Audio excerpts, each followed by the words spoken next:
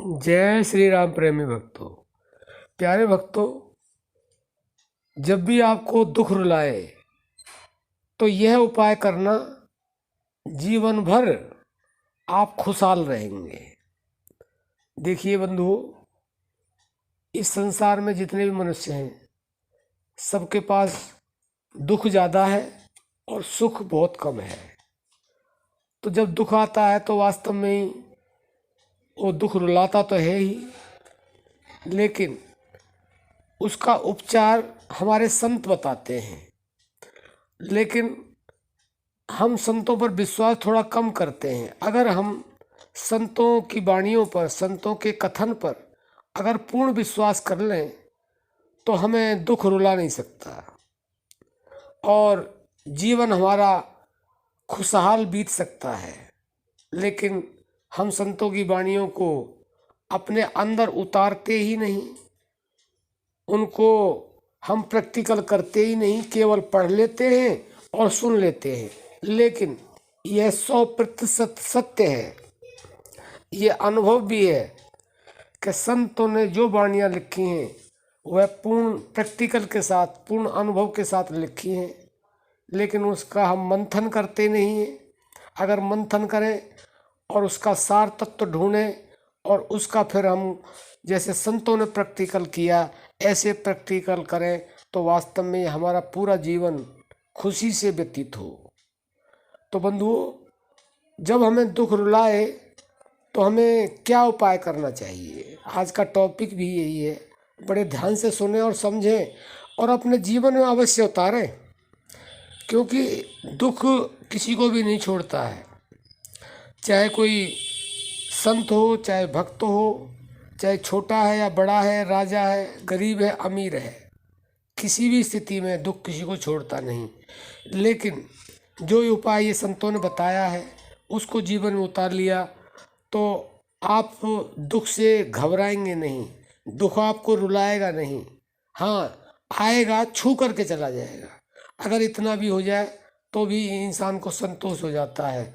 लेकिन ऐसे ऐसे दुख आते हैं जो जीवन भर रुलाते हैं। तो बंधुओं, दुखों से छुटकारा पाने के लिए यह उपाय अवश्य करें। उपाय क्या है?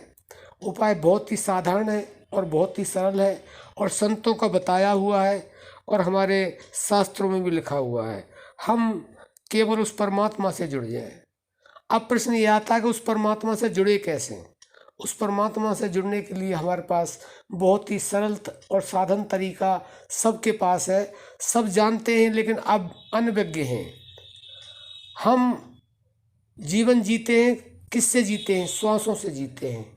तो हमारे संत श्वासों की तरफ इशारा करते हैं। अगर हम श्वासों से जुड़ जाएं तो कितना ही बड़ा दुख आएगा वो हमें केवल छू करके चला जाएगा, हमारे साथ ठहरेगा नहीं। क्योंकि जो श्वासों का भजन है, श्वासों का जो ध्यान है, श्वासों का जो सुमरन है, वह दुख को ठहरने देता ही नहीं है, वह अशांति आने नहीं देता है। और अशांति या दुख आता है तो वह छू करके ही चला जाता है। वह इतनी शक्ति देता है, श्वासों का जो सुमरन है, श्वासों का जो भजन है, श्वासों को जो ध्यान है, कि वहाँ दुख तो ठहर ही नहीं सकता, अंधकार ठहर नहीं सकता, अज्ञान ठहर नहीं सकता, वहाँ पे हानि ठहर ही नहीं सकती है। यानी कि किसी भी क्षेत्र में हो आपने इस भौतिक जगत के क्षेत्र में हो या आध्यात्मिक क्षेत्र के जगत में हो, हर क्षेत्र में आपको सफलता मिलेगी। आप केवल और केवल श्वासों से जुड़ जाएं, श्वासों को हर समय मन से देखते रहे। यह सर्वोत्तम काम है और बहुत ही सहज है और यह प्राकृतिक भी है और यह हमारे संतों के द्वारा बताया हुआ भी है और हमारे साथ शास्त्रों में भी लिखा हुआ है। तो बंधुओं, आप श्वासों के द्वारा उस परमात्मा से जुड़ जाएं। नाम आप कोई भी ले सकते हैं।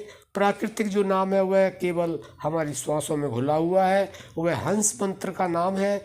उसको सोहम करके संतों ने बताया है। ऊपर श्वास जाती है, सो की आवाज़ आती है, नीचे श्वास आती है, हम की आवाज़ आती है।